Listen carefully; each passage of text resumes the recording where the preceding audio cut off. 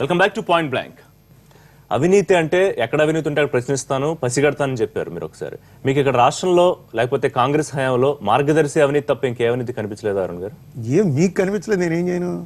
నేను ఏమైనా బయట పెట్టాను అనుకోండి, దాన్ని మీరు మీడియా వాళ్ళు చూపించరు.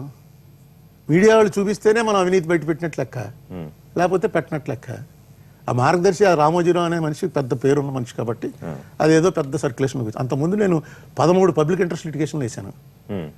నా పేరే ఎవరికి తెలియదు, ఎందుకంటే అది కోర్టులో వస్తుంది, దాని మీద వస్తుంది. వాళ్ళతో మాట్లాడుకుని వాళ్ళ గవర్నమెంట్ ఇమీడియట్గా యాక్షన్ తీసేసుకున్నారంటే విత్ డ్రా అయిపోండి అడగటం, లేకపోతే కోర్టు అయిపోయింది కదా అని కొట్టేయటం, ఇలా జరిగాయి. ఇప్పుడు ముగిసిపోయిందా మార్గదర్శి? నడుస్తుంది. ఇక్కడ జిల్లా కోర్టులో ఉంది, హైకోర్టులో ఉంది, సుప్రీంకోర్టులో ఉంది. ఇంప్లీడ్ అవుతున్నాను. ప్రస్తుతం ఖాళీగా ఉన్నాను కాబట్టి మార్గదర్శి. రాజశేఖర రెడ్డికి అత్యంత సన్నిహితుడు కాబట్టి మీరు ఆయన ఎవరి మీద అయితే పగ తీర్చుకోవాలో వాళ్ళ మీద మిమ్మల్ని ఒక అస్త్రంగా ఉపయోగించేవాడు, కరెక్టేనా? మీకు ఇక్కడే కొంచెం క్లారిటీ ఎక్కడ తేడా వస్తుందంటే, రామోజీరావు గారు తప్పు చేశాడా లేదా అన్నది వదిలేసి రాజశేఖర రెడ్డి అరుణ్ కుమార్ను వాడుతున్నాడు అన్నదే పబ్లిసిటీ ఇచ్చారు. కానీ రామోజీరావు గారు తప్పు చేయకపోతే 2300 కోట్లు షేర్లు అమ్మేసుకుని వచ్చి ప్రజలందరికీ డబ్బులు ఎందుకు బాకీలు తీర్చేస్తాడండి?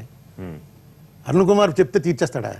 అరుణ్ కుమార్ అన్నవాడు ఎంత, నా స్థాయి ఎంత రామోజీరావు ముందు? నేను అంత మనిషిని. రామోజీరావు లాంటి ఒక పెద్ద ఎంపైర్ అరుణ్ కుమార్ లాంటి వాడు ఏదో వాగితే వెంటనే అంబానీకి అమ్మేసి 2300 కోట్లు తీసుకొచ్చి అప్పులు తీర్చేస్తాడు. మీ వెనకాల రాజశేఖర రెడ్డి లేకపోతే అంత ఎంపైర్ మీరు కూడా ఢీ కొట్టేవారు కాదేమో.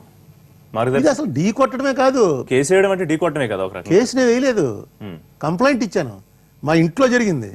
మీరు మళ్ళీ 7 ఏళ్ళు వెనక్కి వెళ్ళిపోతున్నారు.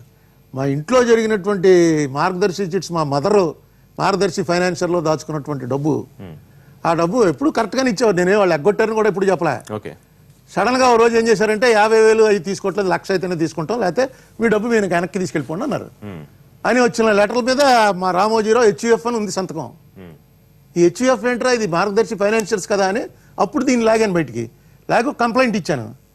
ఇస్తే రామోజీరావు గారు దాన్ని పెంచుకున్నాడు. వచ్చి అరుణ్ కుమార్ అబద్ధాలు ఆడుతున్నాడు, మన రాజశేఖర రెడ్డి నా మీద ప్రయోగించాడు అని ఆయన కెలికాడు. దేశంలో ఎక్కడ అవినీతి జరిగినా మీరు రెస్పాండ్ అవుతారా లేకపోతే రాష్ట్రం వరకు పరిమితం? మీరు చెప్పండి. శారదా స్కామ్, శారదా స్కామ్ అరెస్టే లోపలికి వెళ్ళిపోయే వాళ్ళ మీద ఏంటంటే రెస్పాండ్? ఇలాగే అడిగారు జగన్మోహన్ రెడ్డి మీద ఎందుకు రెస్పాండ్ అవ్వలేదు?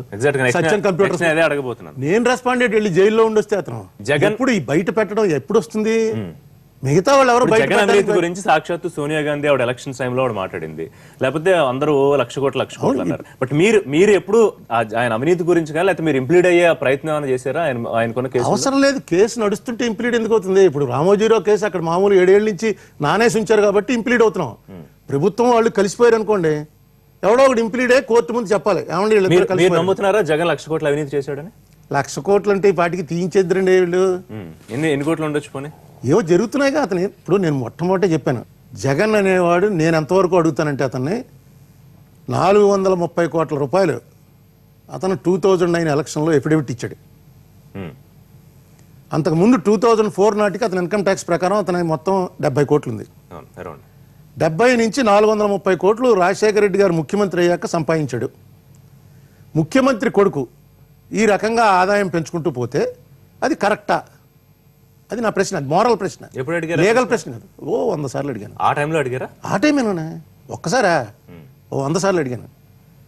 అంతవరకు సమాధానం. మిగతా కోర్టులో కేసులు ఉన్నాయి, అవి కోర్టులు తేలుస్తాయి. CBI ఎంక్వైరీ ఉంది, ఎన్ఫోర్స్మెంట్ డైరెక్టరేట్ ఎంక్వైరీ చేస్తుంది, మొత్తం అందరూ ఎంక్వైరీ చేస్తున్నారు, తేలుతాయి. ఇప్పటికంతా కలిపి ఒక 2,000 కోట్ల దాకా జప్తులు చేశారు, అవి చేశారని. అవి ఎవరివి? కంపెనీలువి. ఇతను సొంతం వ్యవహారం వేరు, కంపెనీ వ్యవహారం వేరు. కంపెనీ వ్యవహారాలు చూసుకోవడానికి దానికి కావాల్సిన రిజిస్టార్ ఆఫ్ కంపెనీస్ ఉంది, ఎన్ఫోర్స్మెంట్ డైరెక్టర్ ఉంది, CBIకి అప్పచెప్పారు. CBI లక్ష్మీనారాయణ గారు వచ్చి పెద్ద దస్త్రం తయారు చేశాడు. ఆయన ఈయన ఇన్నాళ్ళు నాకు తెలిసి ఎకనామిక్ అఫెన్సెస్లో ఇన్నాళ్ళు బెయిల్ రాకుండా లోపల ఉండిపోయిన వాడు లేడు. ఆ గాలి ఇతను ఉంటే అతను ఓన్లీ ఎకనామిక్ అఫెన్స్ కాదు, సరిహద్దులు మార్చేశాడని, ఇలాంటివన్నీ చేశాడని. ఇతని మీద కూడా రామోజీరావు లాగే ఎవరో కంప్లైంట్ ఇవ్వలే. ఎక్కడ రామోజీరావు గారు నన్ను అడిగారు చూసారా, ఇతనికి ఏంటి సంబంధం, మా దగ్గర డబ్బు దాచుకున్నవాడు ఒక్కడు మాట్లాడలేదు, ఇతను ఎందుకు అల్లరి చేస్తున్నాడు అన్నారు. ఇతని మీద కూడా పెట్టుబడి పెట్టినాడు ఎవడో మాట్లాడాలి. మామూలుగా పెట్టుబడి మాట్లాడే అనేక కారణాల వల్ల మాట్లాడకపోవచ్చు, కానీ ఈ దేశంలో చట్టం ఖచ్చితంగా నడుస్తుంది. మీ మీద ఎవడో కంప్లైంట్ ఇవ్వకపోయినా సుమోటోగా తీసుకుని విచారణ జరిపించేటువంటి హక్కులు మన దేశంలో కాన్స్టిట్యూషనల్గా చట్టానికి ఉన్నాయి. మధ్యలో ఒకసారి ఎందుకు బీజేపీలోకి వస్తున్నారు ఉండవల్ల అనే వార్తలు, లేకపోతే ఎందుకు వచ్చేవి? నేను బీజేపీలోకి వెళ్ళే సమస్య లేదు.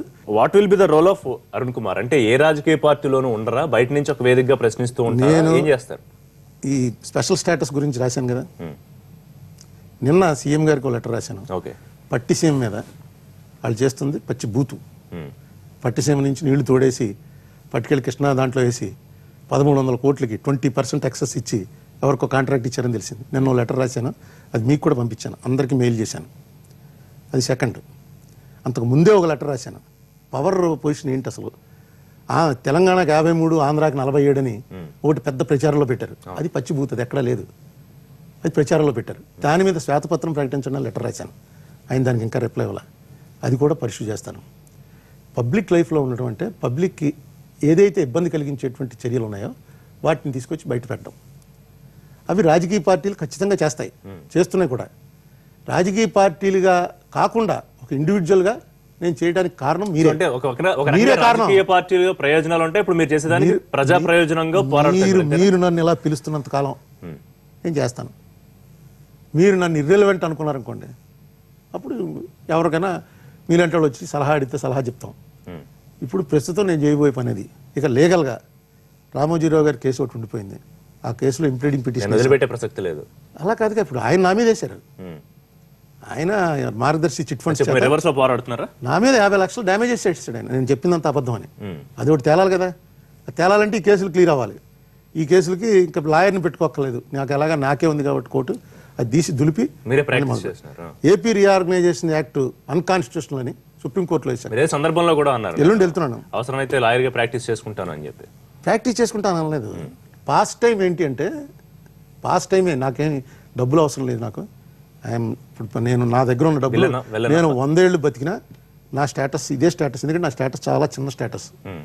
అందుకని ఈ స్టేటస్ నుంచి బయటికి రావడం నాకు ఇష్టం లేదు. ఇంకా నా క్వాలిటీ ఆఫ్ లివింగ్ ఏం పెంచను, ఇదే క్వాలిటీలో బతకడానికి నేను 100 ఏళ్ళు బతికినా నా దగ్గర ఉన్న డబ్బులు సరిపోతాయి. థ్యాంక్ యూ అరుణ్ కుమార్ గారు, పాయింట్ బ్లాంక్ లో పార్టిసిపేట్ చేసినందుకు. ఇది కాంగ్రెస్ మాజీ ఎంపీ ఉండవల్లి అరుణ్ కుమార్ గారితో పాయింట్ బ్లాంక్. చూస్తూనే ఉండండి ఎన్టీవీ.